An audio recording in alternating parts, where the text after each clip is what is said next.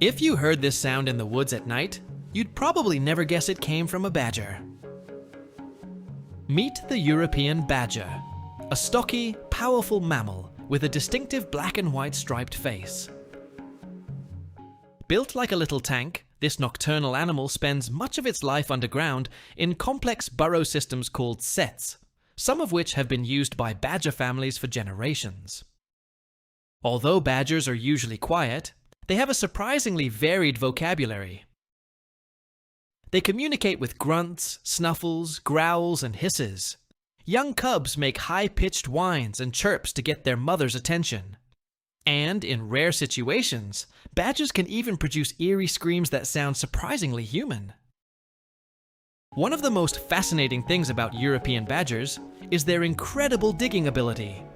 Their powerful claws allow them to create extensive tunnel networks with multiple entrances and chambers hidden beneath the forest floor.